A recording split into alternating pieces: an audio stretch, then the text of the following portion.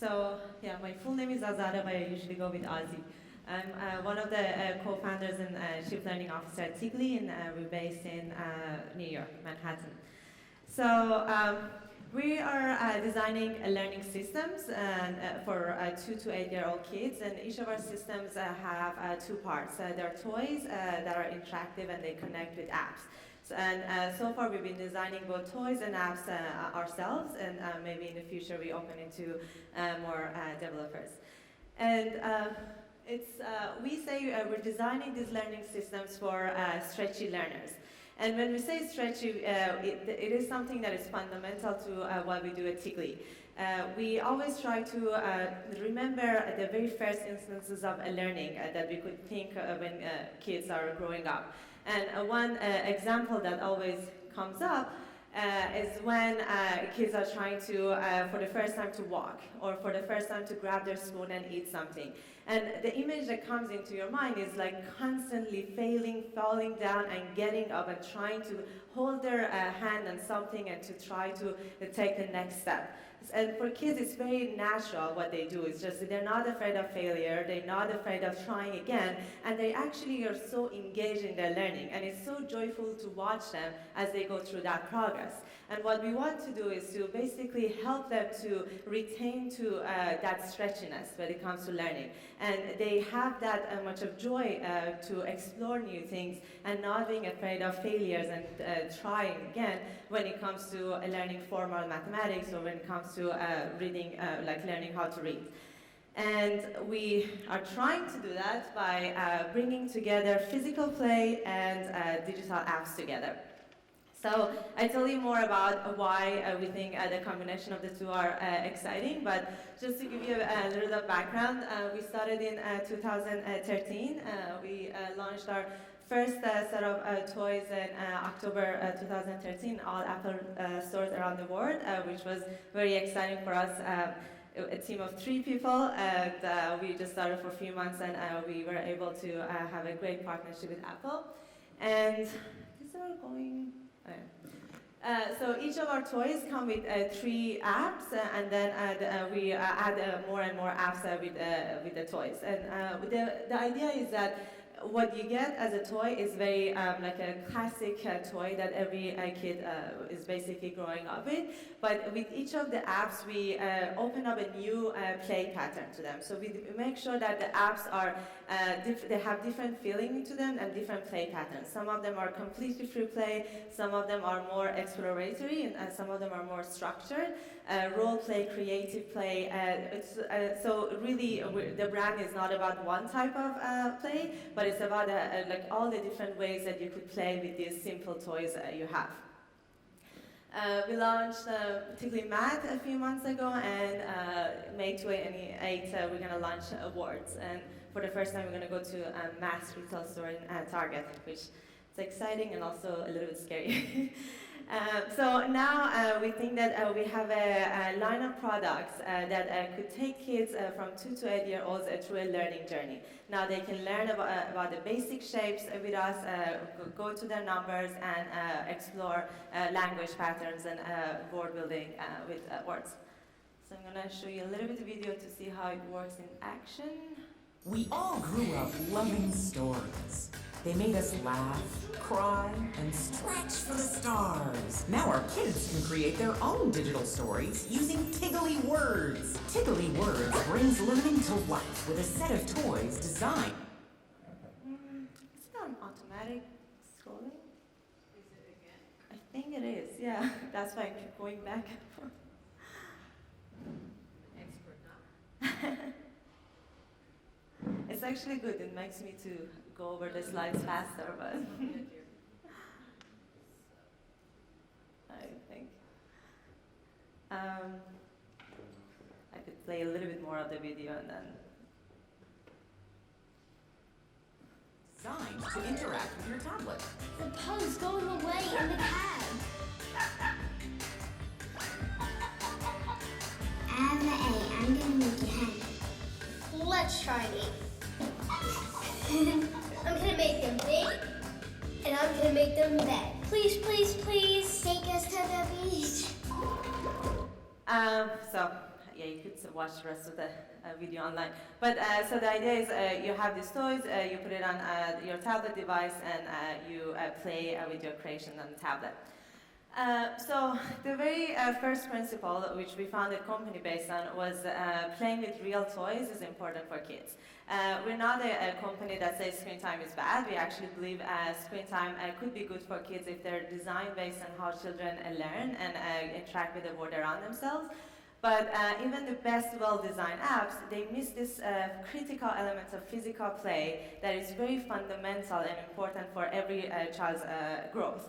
So we decided to bring that missing piece to their digital sandbox. We don't think every app needs a physical play, but we think there is a space that you could bring this physical play and digital learning together to create new experiences that are impossible to have with either one alone. And this playing with hands, it's not only about learning, like development of your motor skills. We actually think that our hands help us think, and our hands help us learn about the world around ourselves.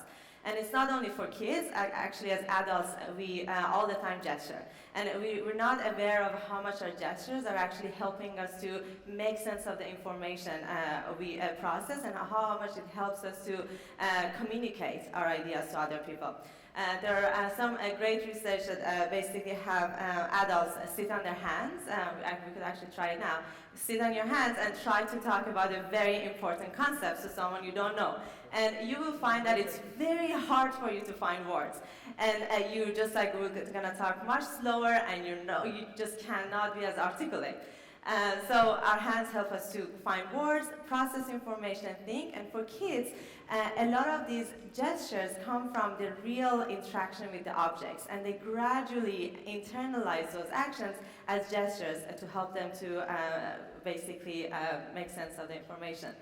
There's this really good book, Metaphors We Live By. If you haven't read it, I highly recommend it for any app developer, because at the end of the day, we're designing gesture as part of our apps, which basically talk about all the metaphors that we use to make sense of abstract concepts, how we use our movement in the world, our body movement and space to make sense of concepts like numbers, time, sets, like all these concepts that we came up as human beings. And if you'd like to know more about the subjects, there are these very important books about how our hands are important, and it's not only motor skills. So this is something just to show you, I always use this in one of our research, this is actually not a research at Tiggly. At Columbia, we asked adults to come to our lab, and we basically gave them this text, and we asked them some true-false questions. And what we wanted to see was that will they gesture as they're alone in the room, and if people who gesture, they will be better in processing information and more accurate. And this was a very common thing that we saw. A lot of adults were gesturing as they were reading these texts, and some of them asked us afterwards, so what was the purpose of the research? And we told them we wanted to see if you gesture, and said, no, I don't gesture. And then they were shocked when they saw the video. So a lot of times we're not even aware how much our hands are important in the way we think. So obviously we're obsessed with this subject because we design real toys, but there's something for any app developer, because at the end of it, at the day, we're designing for touch screen, and part of the interaction is through the gestures on the device. And it's important to think of those gestures as important as designing visuals and sounds, because then we could, it has another point of entry to elaborate on the experience of our users. And we, obviously, if we were thinking that toys are the answers, we wouldn't spend a lot of our time designing apps. We think that digital play can enhance that physical play, and that is an opportunity with the new technology we could bring to the traditional mode of playing. With digital play, you could bring different characters into the play. You could create environments or experiences that you cannot replicate in the real world. So kids now, all of a sudden, could use these toys and think about like many, many different things. They could be a cook, a chef, or they could create their own pieces with cardboard, or anything that you could imagine. The other thing that we are, actually it's a lot of debate at Tiggly, is that should we add language in our apps or not? Not all of our apps have language, but some of them do. And basically the premise is that language is very important for kids. And if you want to be a learning company, if it makes sense to have vocabulary, we should do that. And I'm sure whoever here that has tried to localize apps with languages, every time you do that, just like, why did I add that? But it's important, and we're trying to do it. But the way we try to add it to our apps is making sure that we're talking with the child, not to the child. We're not using language to be didactic and to tell them this is what you should do, or you got a point, or you lost a point. We're using language to basically add to their role play, add to the environment as another element of embracing them into the experience we want them to experience. And we do that, we try to do that minimally, and we try to add humor as part of our language, so it's becoming like an embedded part of the experience. And obviously, all of us could agree that we want to make sure that the kids are minds on, that they actually are engaged in the content, but also we don't want to be a learning company that is all about like education. This is like 2 + 2 is 4, repeat after me, but we want the kids to actually be engaged in the experience. So we like to call ourselves the silliest learning company out there, because we don't want kids to think of us as like the didactic teachers. Anyway, so I'm gonna walk you through one of our apps, which is probably the most popular one, is Chef. I am the master chef of Tiggly Town. Do you think you have what it takes to help me in my kitchen? I have confidence in you that one day you can be a great chef. Take this bowl and let's get started. So he introduces himself, and it's basically a chance for kids to understand who the character is. And then afterwards, he doesn't talk that much, but there are like these lines that we think is important to set up the story for them. And then during the game, he asks for certain ingredients, and the child uses their counting blocks to collect them. So for example, 7 strawberries, they can use their 3 counting rod and collect 3 of them. And then they could use their 4, or if they want, they could use their 2. So any of their numbers they want, they could place it on the screen, and the screen is responsive to their action. And this was very important for us to do, because usually, at least in US, the view is that math is a set of correct and set of facts, basically, to be memorized, and there's always one way to solve problems. But if you talk to any mathematicians, they always say math is about exploring number patterns and figuring out new ways to solve the problems. So we wanted to have kids to think like real mathematicians, and the introduction to math to them be real and genuine to the subject matter, exactly the way they were trying to get up and walk. We want them to be as exploratory when it comes to formal math. So they could solve the problem in many, many, many different ways, and there's always, if they're right, then the answer is acceptable.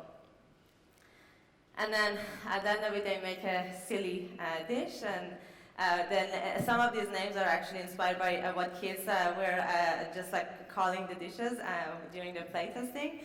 And I think by now it's like 15 million dishes that are made in Chef, so kids are really enjoying these dishes, and they keep making more and more of it. And they get to eat their dish and record their voice saying how it tasted. That was, again, another thing that we learned in our playtestings, that every kid wanted to express how their dish tasted. Was it yummy? Was it sweet? Was it sour? And so we added that into the app. And when possible, most of our apps actually, we make it possible for kids to create their own problems or create their own stories, depending on the app.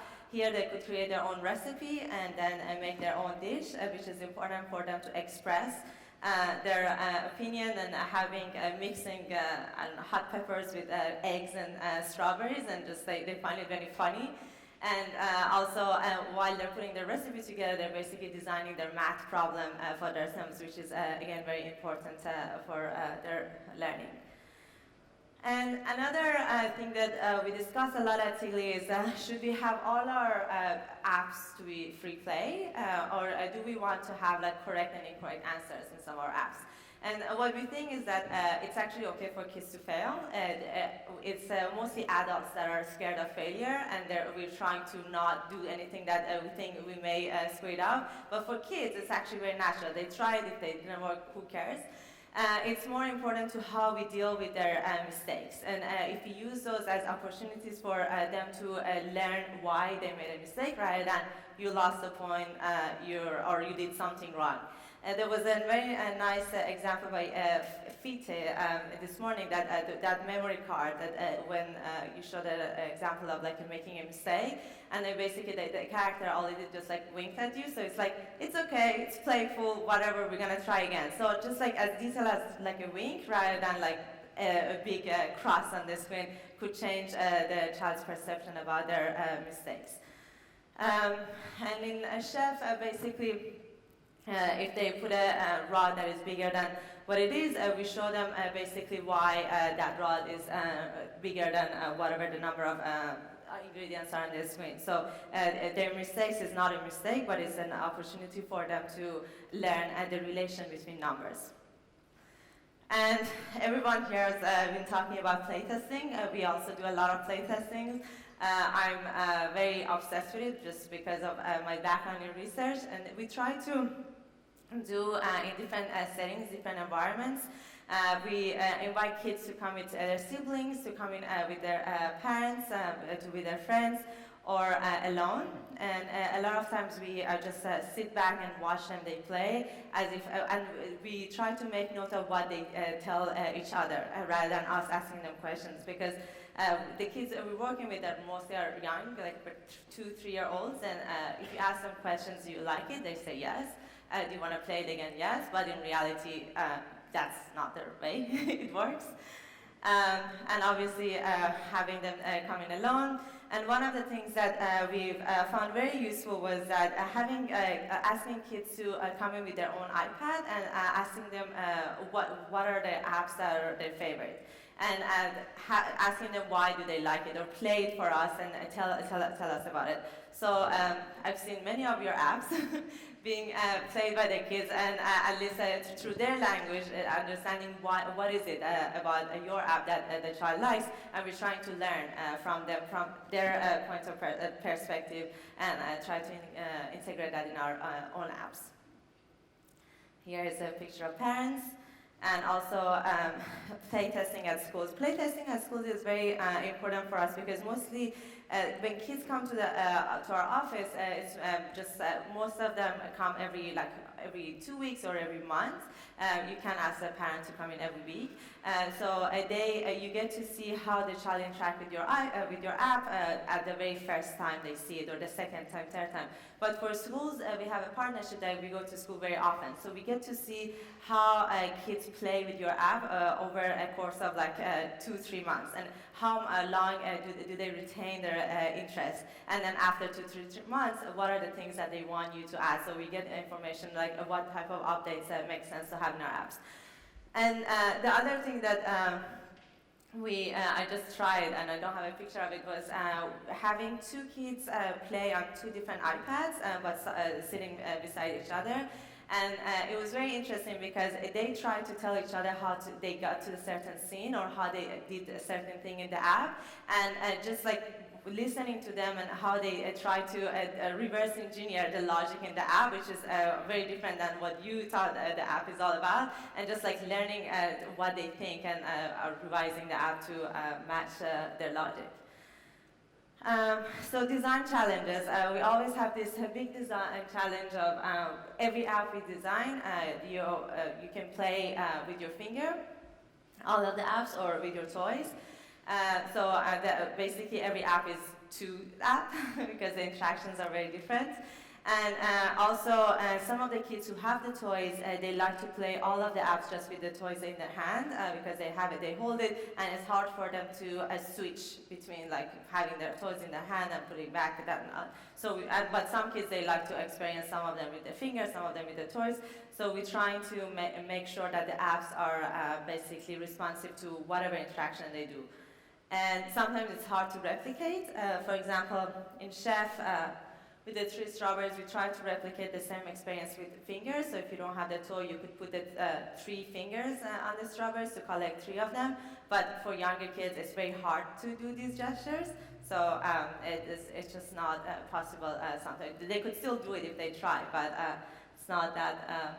And some of the feedbacks is not easy to replicate in the finger mode. And sometimes it's more, I don't know why. The picture just went away. Sometimes it's more natural to do some. So this was a picture of a new app actually, which is I have no idea. Anyway, you're gonna see it. It's actually gonna launch today. Yeah. So it's about this submarine that explores in an ocean, and you basically take your submarine around the ocean. And we realized that it's very natural for kids to just use their finger for that exploration. And it was really hard to be able to design the app that you could only play with the toy and have the toy basically maneuvering the submarine around the app without being gimmicky. But we think we came to a solution, but I can't show you. And one of the other things that it's very important for any learning company that is being playful is very important. Having being honest to kids and having the humor and the play patterns that they is fundamental to whatever they do on an everyday is very important. But it's also important not to be fake because they will get it when you're trying to do like a chocolate-covered broccoli. So I'll give you one example. This is actually one of our apps we're gonna launch in a couple of weeks. So we decided to do a doctor app, and this is for our words, vowels toys. Said kids really like it, playing doctor, let's have a doctor app. And then this was the first idea. It's like, okay, this guy is coming in with a bump in his head, and we do an x-ray, and then there's these things in his head. And we have the kid to spell those words, and if they spell it right, it just comes out of the head, and the guy will feel good. And it just really felt like a worksheet. Basically, what the actions we were asking them to do was the spelling on a worksheet, but we were trying to make it beautiful and making it like, oh, this is a doctor app just because it looks like a doctor app, but what you're doing has nothing to do with your doctor play. And so we did play testing, and like right off the bat, every kid was just like looking at us like, okay, yeah, whatever. And so we started doing the work on the app, and we just watched the kids to actually play doctor and see what is it about that play that they like. And we realized that they just like to do the actions of a doctor, things that a doctor do when they visit him or her. So we focused on the actions. We said, okay, when each of your patients have a problem, and you have this doctor tools, then you have to say what action you want to do with that. So, and these verbs get harder and harder as you progress through the app. So as you get more and more expert doctors. So you could tug the worm out, and then as you advance, you extract the worm out, and you say what action you want to do, and then you use the tool to perform that action. So we're tying to having them play the doctor and really thinking about the verbs that describe their action that they wouldn't do in like a doctor time, because they would just do things but not tying their vocabulary to what they do, and we thought this could be a nice addition. And there are fun challenges. So every product launch means 3 new apps, which is really hard to think about 3 apps at the same time. And we always launch our apps in 3 consecutive weeks around the launch of our toy, which is, I don't think anyone in this room has done that. It's definitely very challenging, and it's trying to think of 3 completely different concepts in a same period of time, and have a small team and working on these 3 different apps is very challenging, but it's also very rewarding when you have 3 apps, and we are continuing to do that.